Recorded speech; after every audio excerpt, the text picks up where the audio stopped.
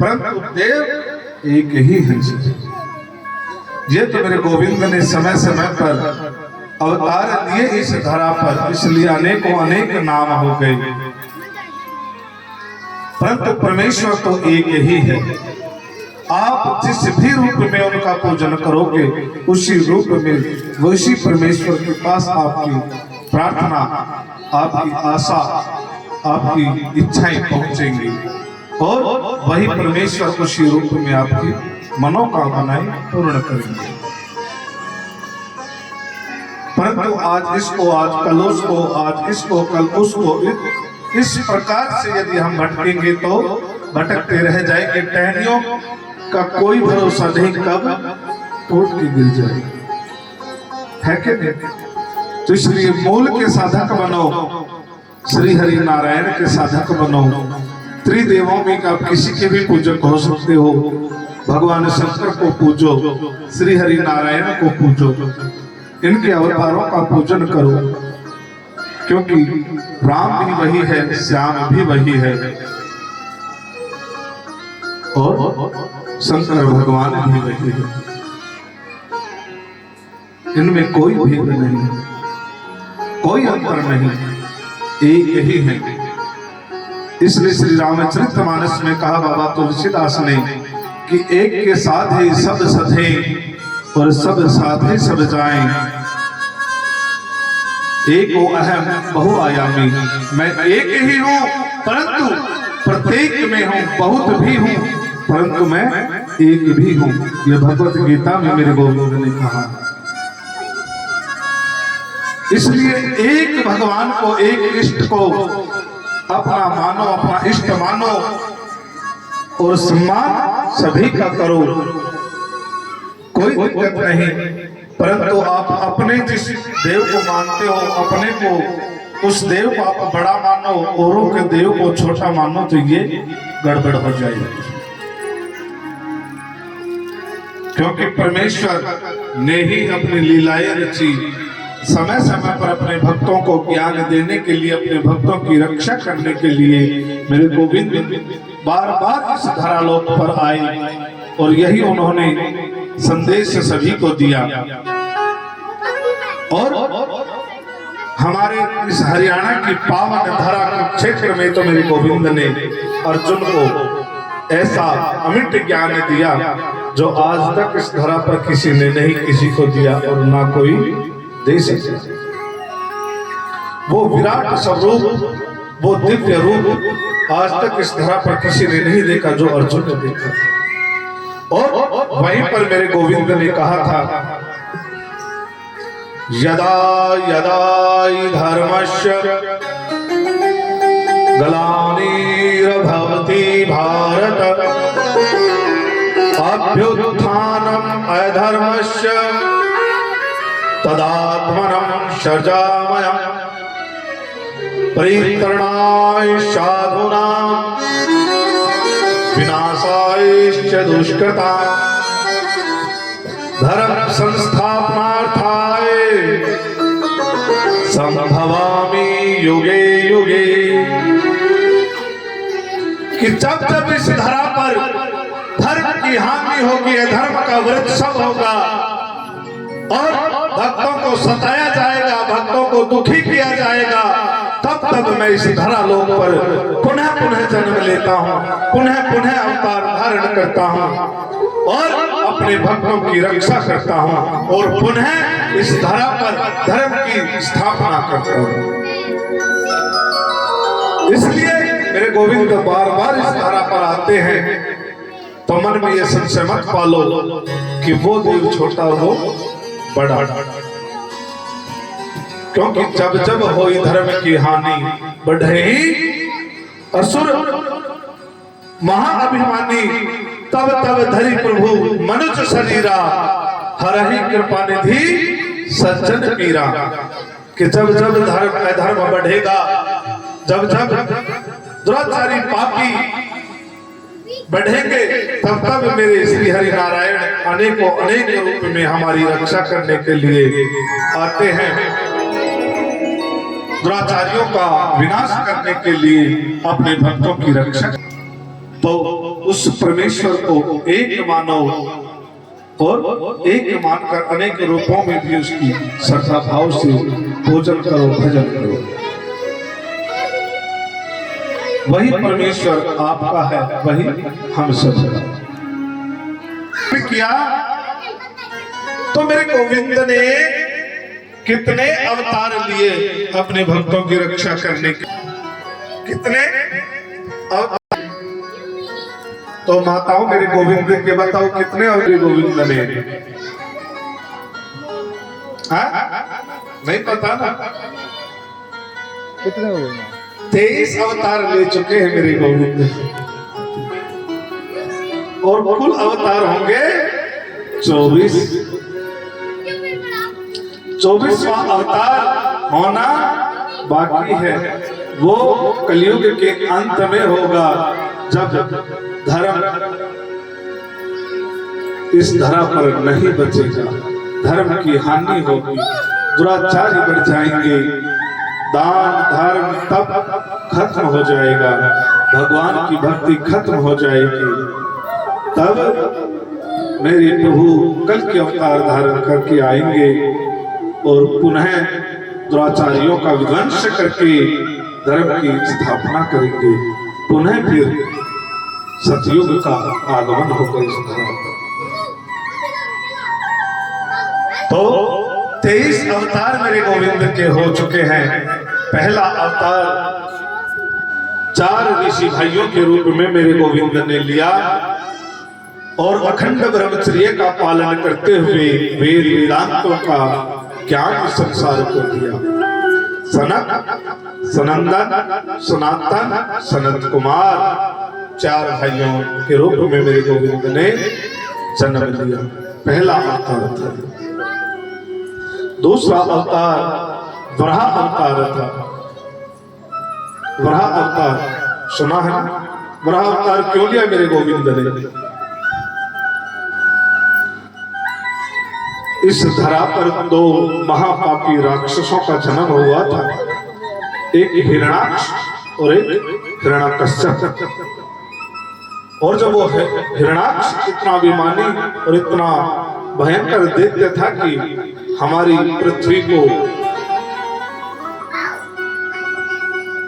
अपने कक्षा स्थल से निकालकर वो समुद्र में डुबाने के लिए उसने समुद्र में रख दिया था, तो अपने इस धरा को बचाने के लिए मेरे गोविंद ने वराह अवतार लिया था। अभी आज के वैज्ञानिक और ज्यादा पढ़े लिखे लोग इस बात को मिथ्या समझते हैं। वैज्ञानिक है वो मिथ्या समझते हैं कि क्या धरती को भी कोई ले जा सकता है, और किसी समुद्र में हमारी धरती से भी बड़ा कोई समुद्र है, इसमें कहां छिपा सकता है? हमारे शास्त्रों के ऊपर उंगलियां उठाते हैं लोग।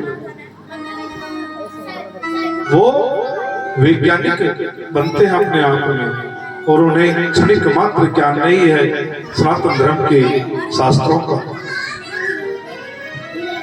आज नासा ने ये साबित करके बताया है लोगों को कि वाकई में ही इस पृथ्वी से बाहर का जो ब्रह्मांड है उसमें बहुत बड़ी एक ऐसी जगह है जहां पे हमारी 27 लाख पृथ्वियां समा जाएं। इतना बड़ा एक जल संग्रह केंद्र है, 27 लाख। अब आप लगाओ वो कितना बड़ा होगा। तो ये झूठी बातें नहीं है। हमारे साथ पढ़ा था हमने किताबों में कि सूर्य स्थिर है, नहीं, परंतु आज नासा ने भी मान लिया कि सूर्य भी गतिमान है, सूर्य भी चक्कर लगाता है। यही बात हमारे शास्त्र कहते हैं, और आज से नहीं हजारों साल से कहते आए हमारे शास्त्र यही बात। परंतु जब उन्होंने गहनता से अध्ययन किया इस बात का, उन्हें पता चला कि सूर्य भी गतिमान है। परंतु आज तक आपको हमको यही पढ़ाया गया कि सूर्य स्थिर है एक जगह। अभी वैज्ञानिक विज्ञान हमारे सनातन की 0.04% तक भी नहीं पहुंच पाई है। विज्ञान से परे है हमारा सनातन धर्म, विज्ञान से परे है हमारे शास्त्र, विज्ञान से परे हमारे वेद। छोटी चीज नहीं देखी गई हमारे पूर्वजों में। हमने अपनी मूर्खता से, हमने अपनी अज्ञानता से इनसे विमुख हुए और आज ये संसार दुख पा रहा है। विमान शास्त्र तक हमारे ब्रह्म ऋषि हमें देकर गए हैं। ऐसी कोई विद्या ऐसी नहीं थी। मेरे गोविंद ने 16 दिन में 64 विद्याओं का अध्ययन किया था। 64 प्रकार की विद्या हमारे गुरुकुलों में पढ़ाई जाती थी। आज से लगभग 400 वर्ष पहले हमारे यहाँ पर शायद ऐसा इस हिंदुस्तान में कोई गांव हो जहां पर गुरुकुल नहीं चला करते थे। 7,32,000 गुरुकुल हमारे इस भारतवर्ष में चलते थे। जब अंग्रेजों में, पश्चिमी देशों में कोई स्कूल नाम का कोई स्थान नहीं हुआ करता था, तब हमारे यहाँ पर 7,32,000 गुरुकुल चलते थे और 64 प्रकार की विद्याएं दी जाती थी। सर्जरी तक पढ़ाया जाता था। और आज तक विश्व की सबसे बड़ी जो यूनिवर्सिटी थी जिसमें महर्षि चाणक्य पढ़े थे, उसको नष्ट भ्रष्ट किया गया इन अंग्रेजों ने। और आज उस अंग्रेजी को, अनपढ़ गंवार लैंग्वेज को हमने अपना मान लिया और सर्वोत्तम भाषा जिसमें 27,000 अरब से ज्यादा शब्द, ऐसी संस्कृत को हमने छोड़ दिया। ये हमारी मूर्खता नहीं तो क्या है। 26 अक्षरों की उस अंग्रेजी को हमने सब कुछ माना और हमारे 33 व्यंजनों की हिंदी को हमने छोड़ दिया। तो हमारी मूर्खता नहीं तो क्या है।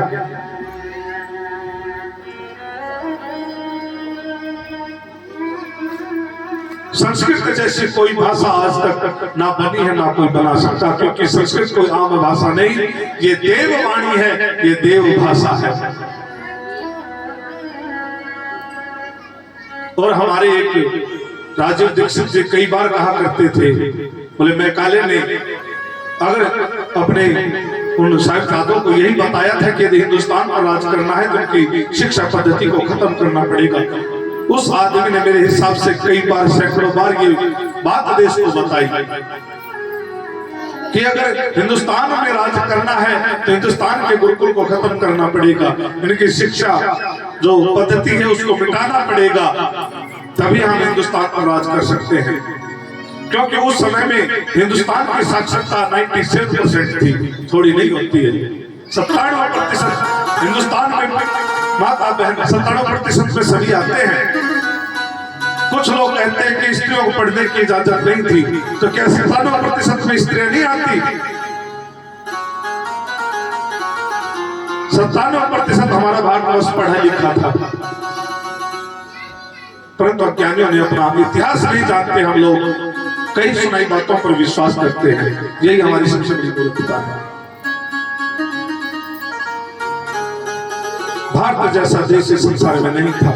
सोने से व्यापार करते थे हम लोग, हमारी मुद्रा स्वर्ण की थी। लोग चमड़े के सिक्के चलाते थे, हमारे भारत में सोने के सिक्कों से व्यापार करते थे। हमारे पूर्वज कोई ऐसे छोटे मोटे नहीं थे, वो बहुत ही ताकतवर और बहुत ही बुद्धि वाली बुद्धिजीवी थे वे। परंतु हमारा गुलाम बनना, हमारा पतन होना शिक्षा नीति के कारण और हमारे पूर्वजों का अनुसरण न करने के कारण हुआ है।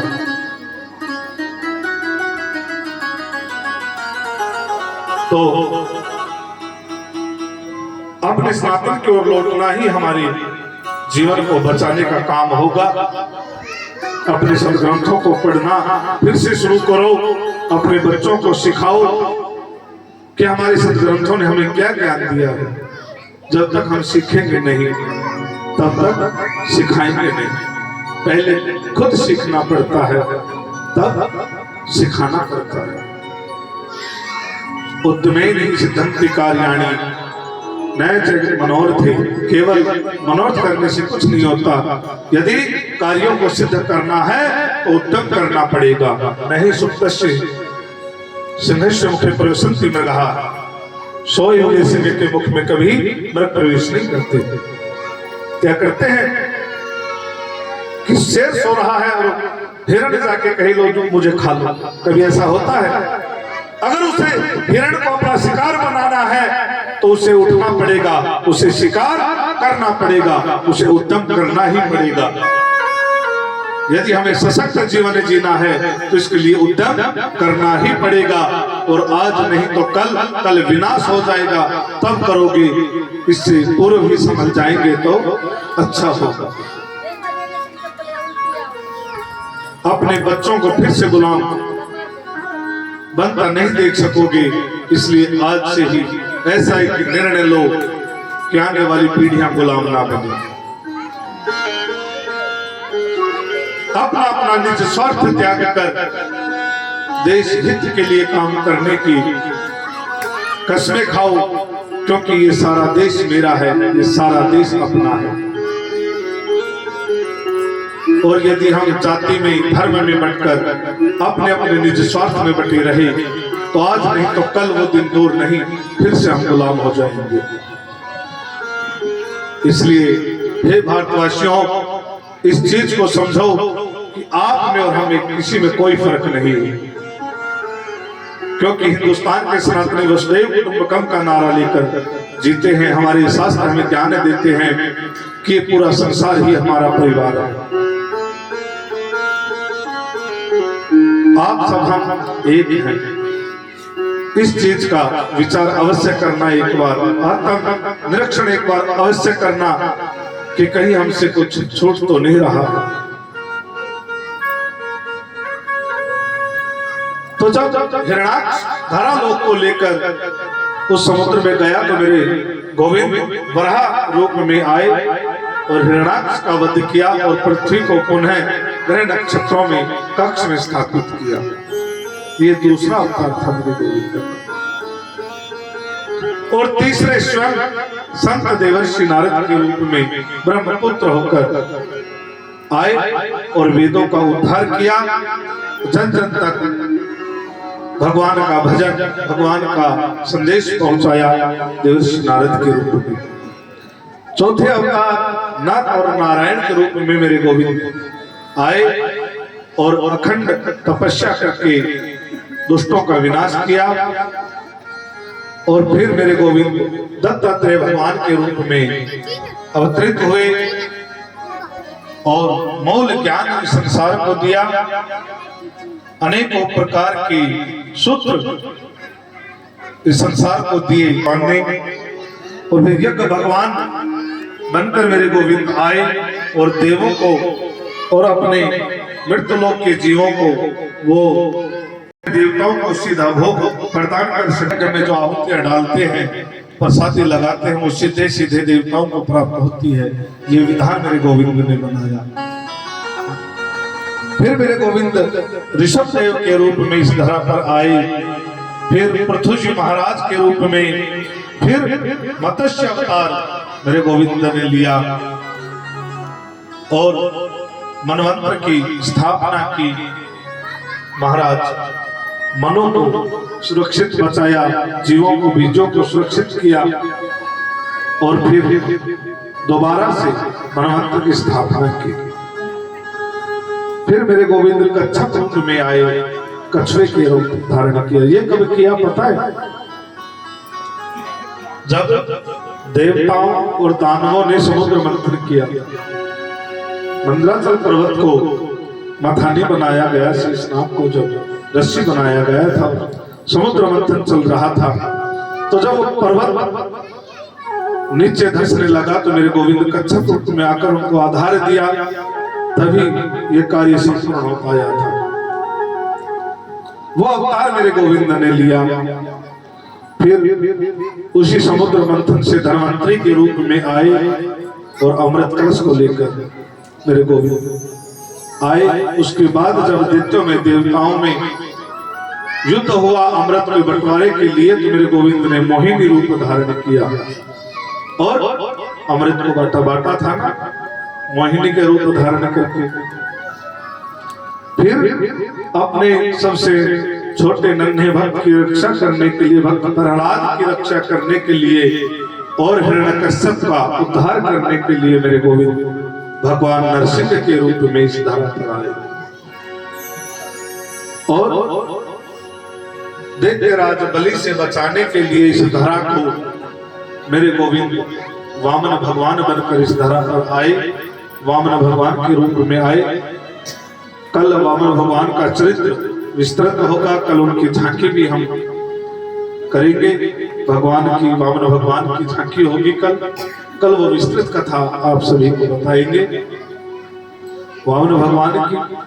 उसके बाद जब अत्याचारी क्षत्रियों का इस धरा पर प्रभाव बढ़ा और वो अपने प्रजा को दुखी करने लगे क्षत्रिय, तो मेरे गोविंद स्वयं परशुराम भगवान के रूप में इस धरा पर अवतरित हुए और ऐसे अभिमानी अहंकारी दैत्याचारी क्षत्रियों का नाश किया और पुनः धर्म की स्थापना की।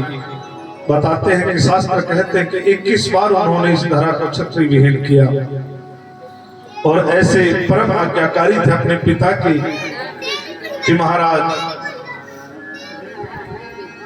अपने पिता की आज्ञा के ऊपर अपनी माता रेणुका का सर काट दिया था भगवान परशुराम अपने पिता के सबसे बड़े आज्ञाकारी पुत्र हुए और फिर अपनी माता को पुनः जीवन दान भी प्रदान किया। ऐसे मात्र भक्त हैं भगवान परशुराम। और फिर महर्षि वेदव्यास के रूप में आए और इस धरा को अनेकों शास्त्र उपनिषद और हमारी अति पावनी पद्भागवत महर्षि वेदव्यास जी ने हमें प्रदान की है। और फिर लंकापति रावण का, उस अभिमानी का खात्मा करने के लिए, उद्धार करने के लिए मेरे प्रभु ने रूप लिया। अयोध्या नरेश महाराज दशरथ के घर में मेरे प्रभु श्री राम के रूप में इस धरा पर आए और शेष अवतार आया श्री बलराम जी के रूप में और उसके बाद मेरे गोविंद के रूप में, कन्हैया के रूप में मेरे प्रभु ने इस धरा पर मथुरा नगरी में जन्म लिया और महादैत्याचारी कंस का वध किया। पांडवों को न्याय दिलवाया और अनेकों कार्य मेरे गोविंद ने इस धरा पर किए। अब 7 दिन मेरे गोविंद की कथाएं आगे बढ़ेगी, उनमें विस्तृत सारी कथाएं आपको बताई जाएंगी। और फिर श्री हरि अवतार, उसके बाद श्री हंस अवतार और फिर इस कलयुग में 2 ही अवतार हुए हैं मेरे गोविंद के। पहला बुद्ध अवतार जिसको बुद्धिस्ट जो आजकल है मानते नहीं है,